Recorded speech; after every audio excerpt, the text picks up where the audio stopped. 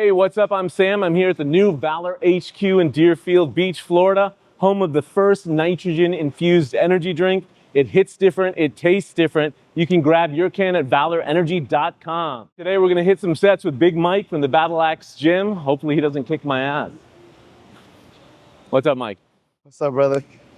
That's a great intro. Now I gotta live it up. What's going on, guys? My name's MDLP, Battle Axe Gym, the strongman gym in Miami where strength is everything. Full name is Michael de la Pava. It's just easier to say MDLP. I've been a strength and conditioning coach for almost 13 years actively and training people for 17. I've been a competitive Muay Thai fighter, powerlifter, strongman, Highland Games, and now bodybuilding. And I've been graciously asked to come up here and whoop his ass.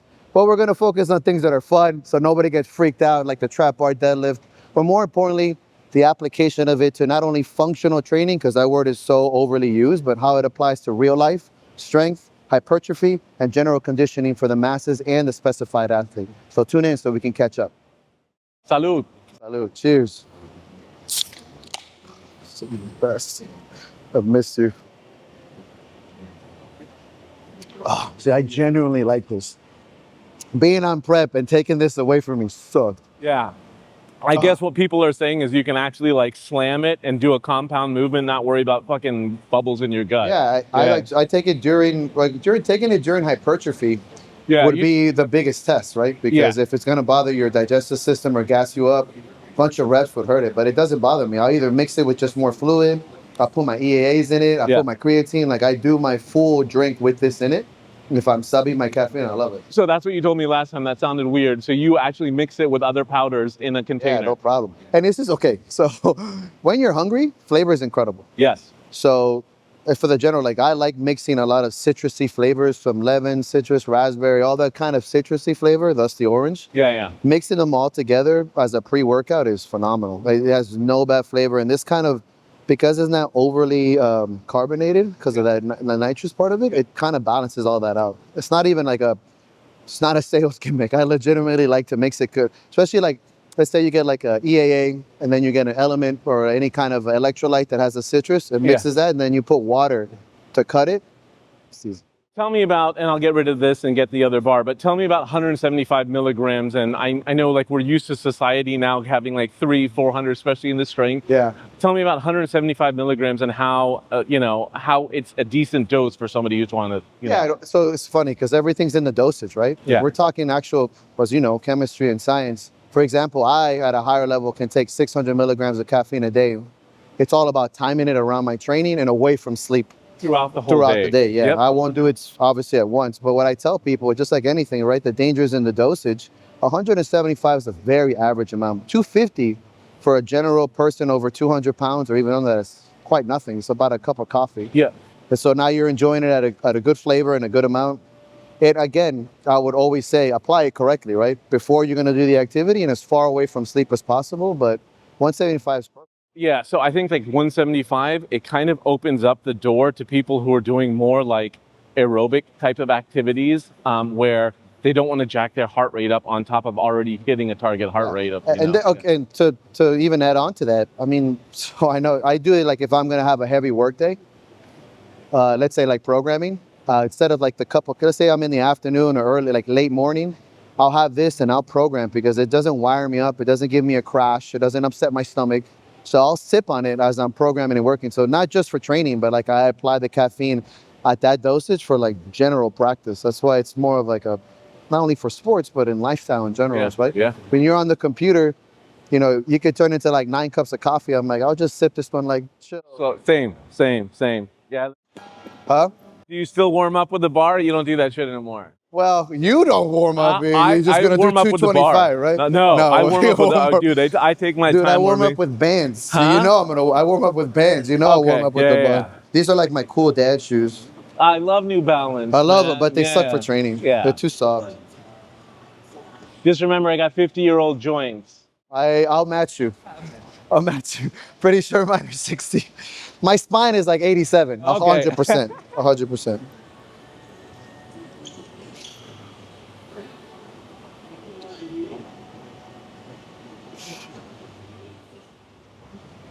Yeah, that's a good.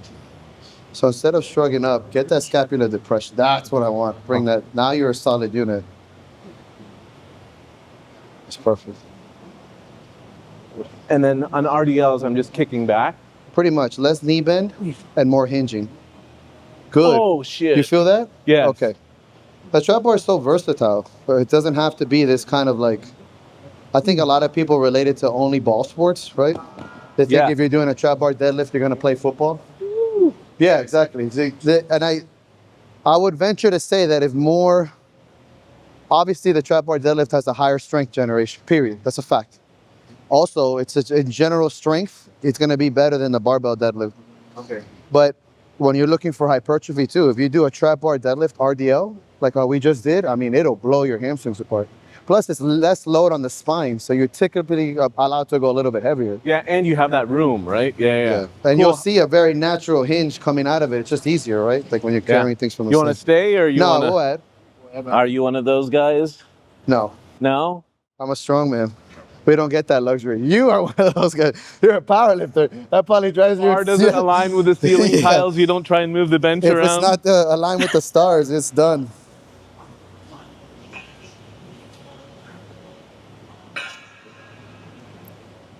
Applying this for you as a power lifter, Yep.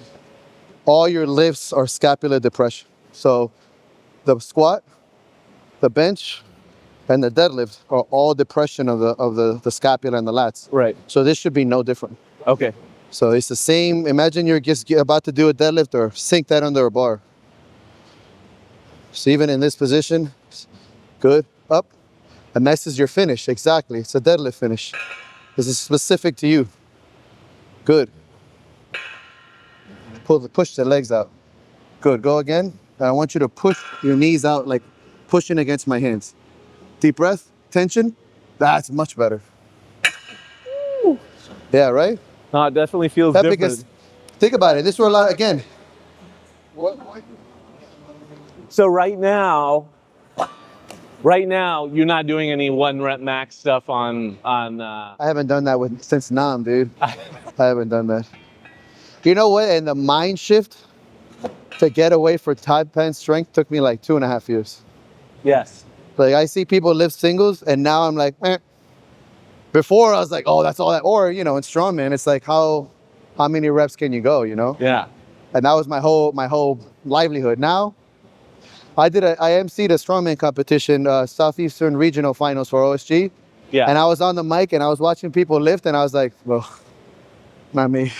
Really? Yeah, a few years ago, I'm like, oh my God, I can't wait to go back. Now I'm like, I really fell in love with like the process of bodybuilding. Yeah. No, but it must be it's a migration to go from combat sports to strength sports to bodybuilding. Yeah. Like. So philosophically, and we were speaking ideologically, not at all. Yeah.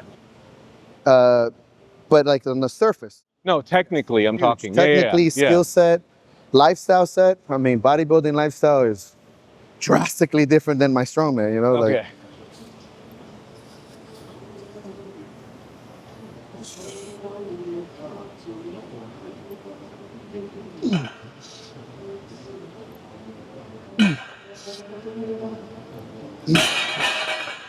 Oh, that was nice. God, I haven't done that in a long time. What's that, 500 pounds, right? Yeah, these are 100-pound plates here. These are. Is that a 300-pound trap bar? Yeah. Ah. All right. So now, traps down. Yeah. And I'm gonna force my. Correct. Is this. Push the knees out, drive the lats down, and press it off the floor. Very good. Finish with the hips. Much better. Bro, yes. Okay. See how good that looks? Yeah. No, it feels like a different movement. Hey, so philosophically, and you started this conversation. I love philosophy. I want to know what the difference is between the powerlifting community and the bodybuilding, because I have a very distinct difference.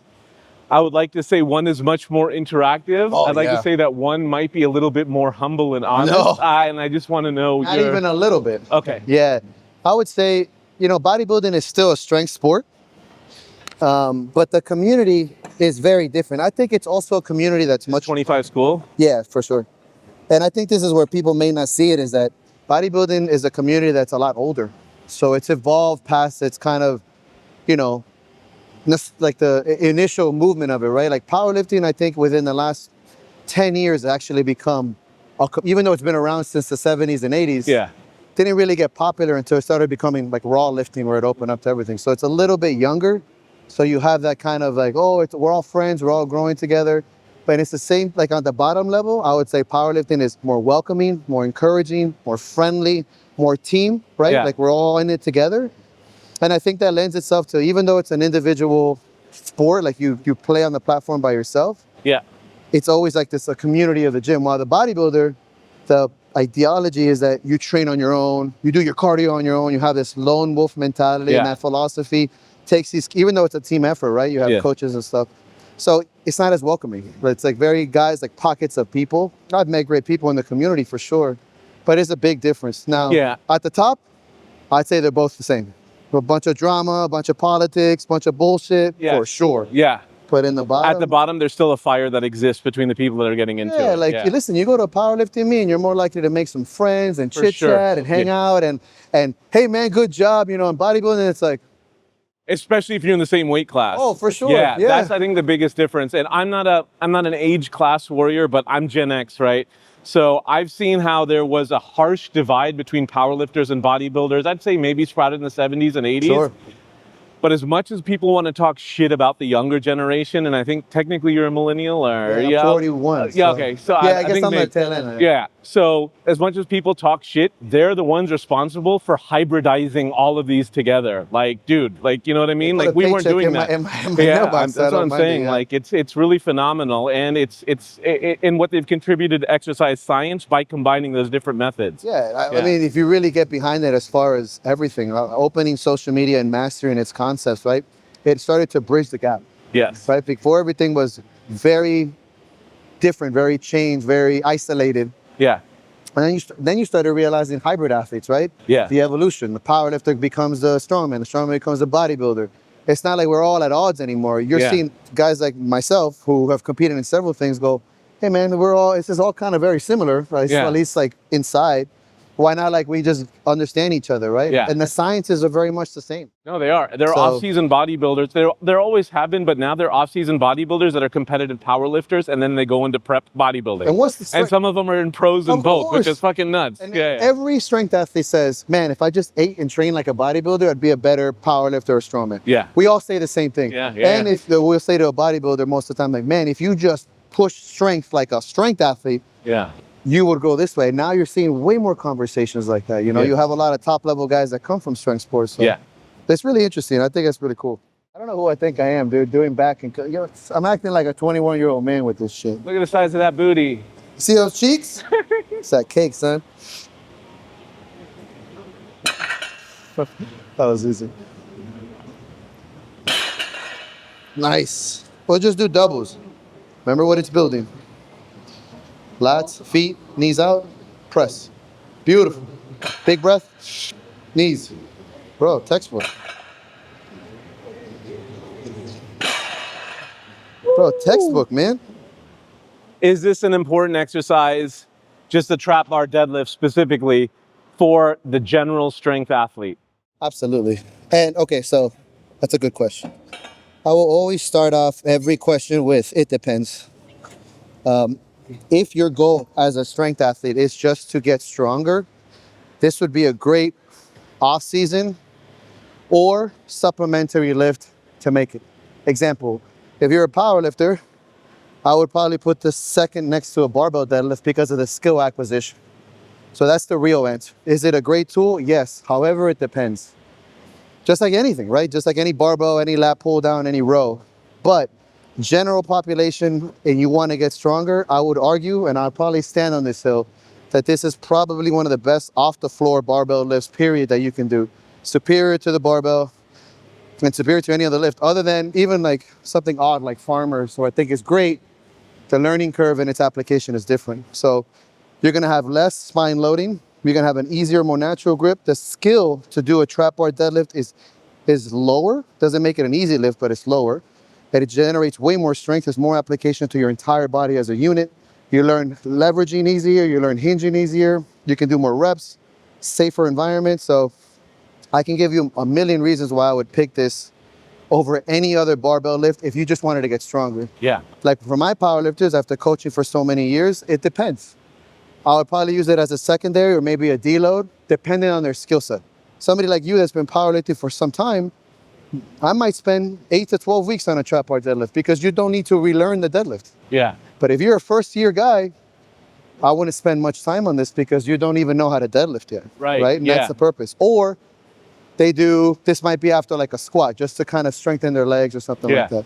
So depending. However, and it's sad that you don't see this much in most gyms anymore. It used to be everywhere, and then it was like, no, deadlift only. And then deadlifts got like became the bad guy. Yeah. And then no one did deadlifts anymore. And like now trap bar deadlifts are kind of not in the talk. But any strength and conditioning coach would tell you, for most people, this will be their first lift. Yes. Right? Hands down. I think social media is a great tool. For me, it's very educational, but there is disinformation. And I've seen a lot of people talking about, make sure I'm not talking shit here. This is your X, this is your Y axis. Because there's like a free roam in your Z axis, you could do more damage while going heavier. Sure. But it's all about stability, right? Sure. Like you're not supposed to fucking swing this thing. Yeah, I mean, I can argue that that's like arguing that all pit bulls are dangerous. Yes, exactly. That's great. Yeah, Right, it's a lift, it's Yeah. a dog. Yeah. How you raise it, how you treat it, how your skill set. I would further argue that because it's loaded on the side, it's probably easier to not load the spine with it than if it was in front of you, right? I mean, and again, if we want to get real nerdy about it, like I would do. represent a natural lift. Nothing in nature do we ever lift like this, unless you're just ridiculous. Yeah. I would say first is strongman, where you lift something right underneath you, and then something on the side, which could be rocks or barrels or buckets. It's like a very natural movement to pick something up from the side. Yeah. Like it's very easy, right? A baby could do a trap bar deadlift. Yeah. There are no bad dogs, there are no bad lifts. Yeah, there isn't. It's like, that's my late mentor, Dr. Locke, who's one of my best friends. He said there are no bad lifts, right? It's just bad application. Yep. Exercise selection is one of the number one things that differentiates a great coach from a shitty coach. Yep. When I see sometimes like what they're giving to somebody, my first question is, why? And why them? Yeah. And if you can't answer that with a good anecdotal and biomechanics sense, you're shit. If you go, oh no, I saw it, I'm like, stop. Stop.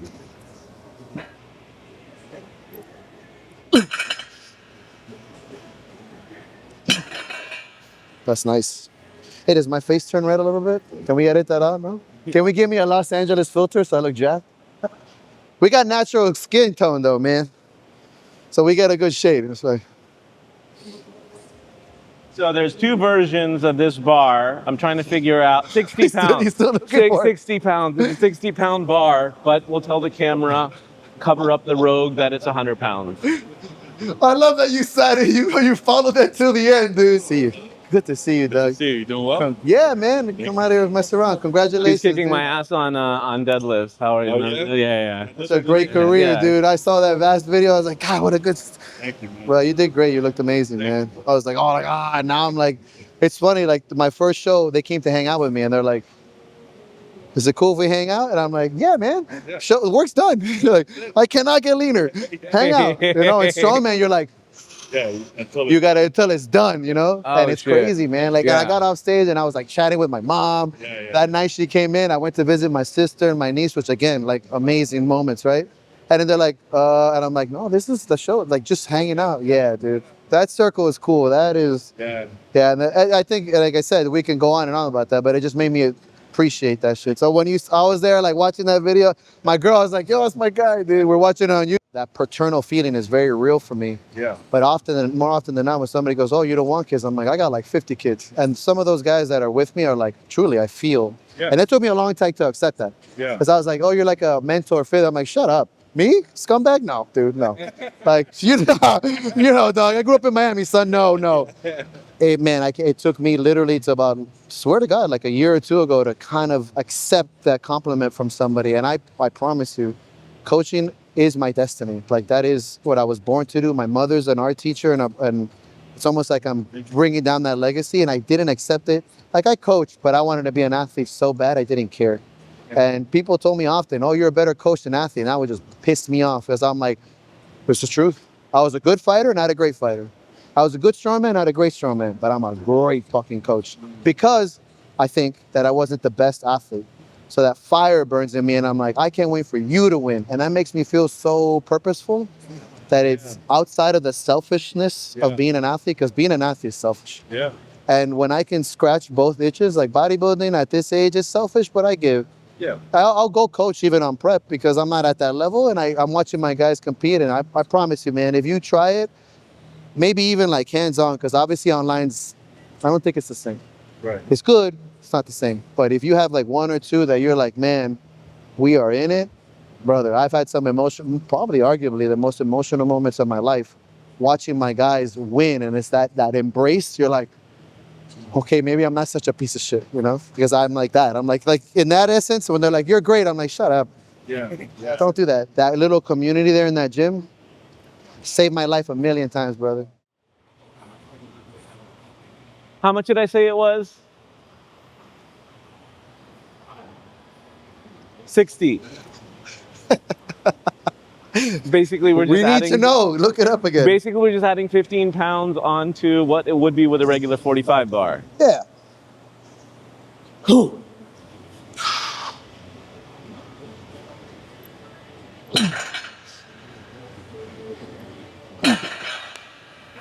that's 380, right? Yeah, I would say this is your working sets, right?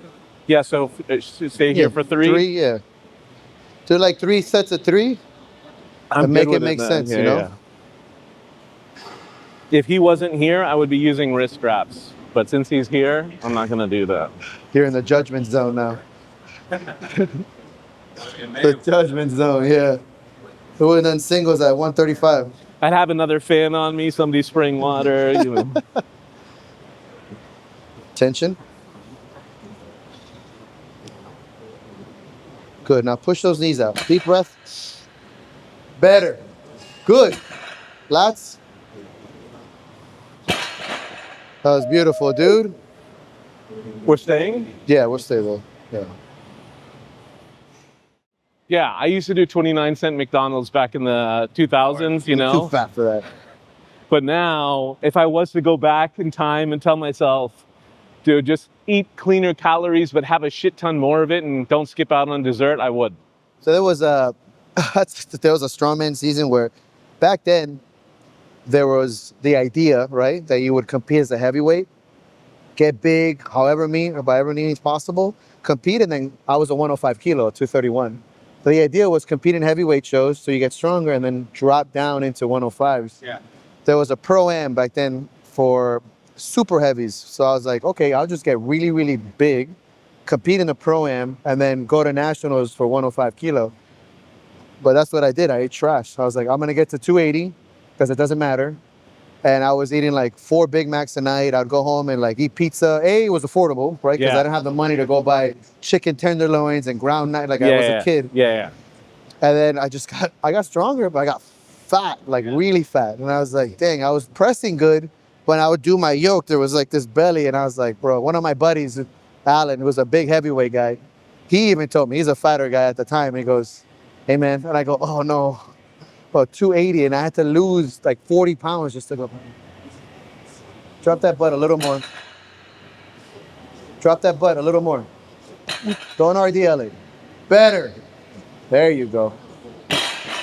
It's almost like a wedge you're trying to get? Absolutely. Everything should be wedged. Or like an anterior Sure, tilt? because again, because it's you and we're trying to make you a better power lifter, I would argue that doing it like this, you're getting a much better leverage and you'll be able to do more weight, but you also want to simulate it that it's more like your deadlift, so you're going to drop your hips a little bit more. You want to go up or stay? You can go. Let's go 4 wheels because I think that's great.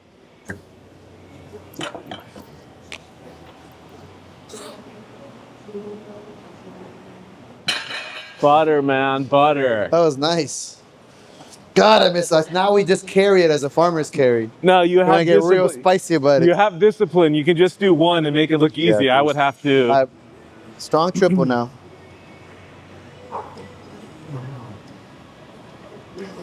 Squeeze. Good. Push those knees. Deep breath. Use the belt. Good. Lats. Give me lats. Yeah. Good. Good. Be better. Easy, dude. Yeah, I'm losing that hip drive as I That go. last I one you can did feel because it. you got excited. Yeah. Your third rep was your best rep. Yeah. Yeah. Your call. You want to stay or you want to? I'm done here. You Yeah. want to do another set? You're good. I mean, I was supposed to do 3 by 3 at 365. Is this a good You smoked replacement? it. Yeah, dude. All right, and then we can go. We can move on to Let's that. do that. Yeah. Yeah, you smoked it. But look, man, not only did you do more weight for more reps, so there is some value to it, right? You didn't Yeah. use the same deadlift, but you generated a good force production, good power output, good strength. You worked your whole body together. You didn't trash your back. Good to go. Not a bad supplement for your deadlift And I at all. and I can still have a bourbon later. Yes. Yeah. God, have 6.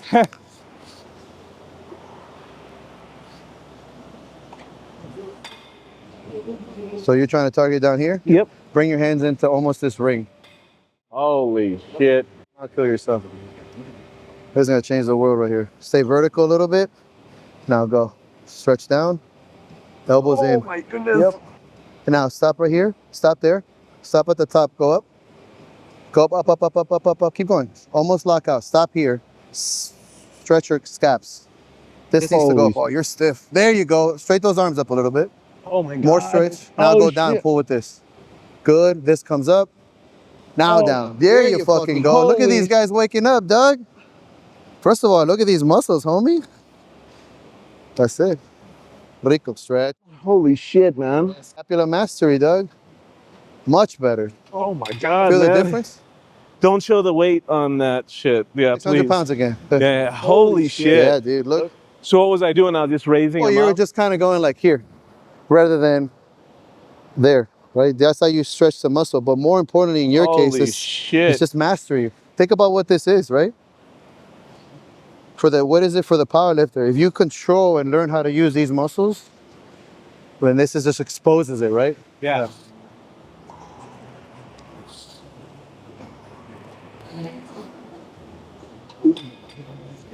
We'll do this for like 4 and then we'll hit your top set. That was just a warm up for you. But if you don't lock that tendon out and you actually use your scaps down, that's all day.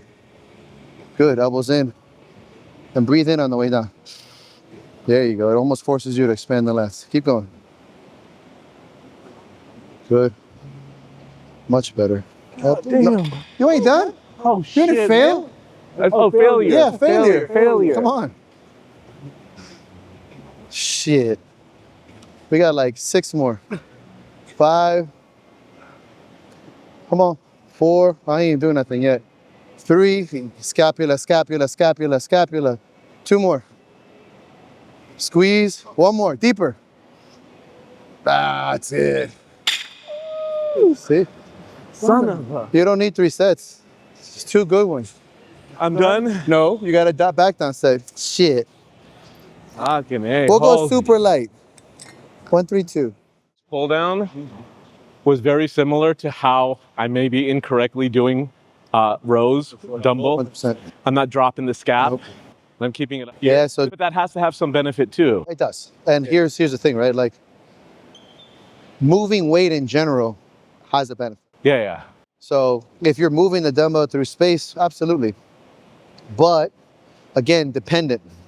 You're trying to get not only as much tension, stimulus, and muscle growth as possible and strength development, but you're also trying to get mastery of the body, the skill, right? The neurological aspect. Yes. So if you can master a 1-arm row with good propriotor scapular mechanics and good tension and good technique, you're more likely to be stronger under load when you actually readjusting or adjusting for weight, axial loaded or any kind of movement.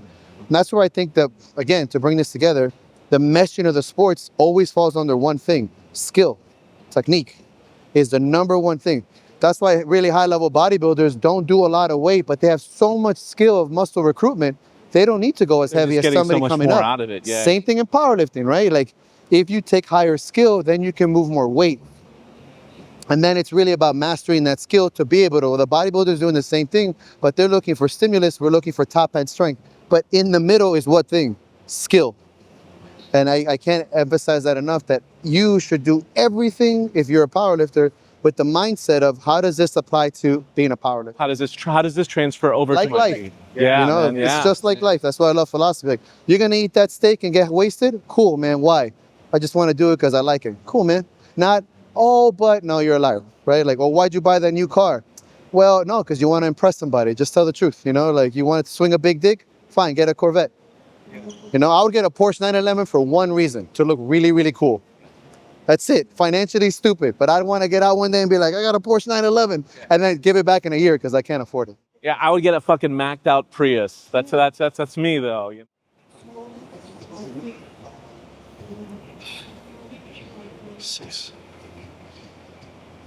Beautiful.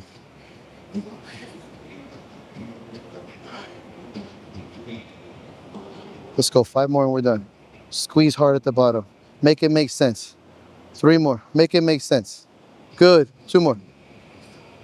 1 more. Big pull, big elbows. Yeah, that's the one. Oh. Good. Shit. Yeah. Qué rico, right? I'm excited for you. I got a little mini pump to show off. Thank you, Mike from Battle Axe Gym, for crushing a can today. If you'd like to be featured here at VALR HQ, please shoot me an email at sam@valorbrand.com.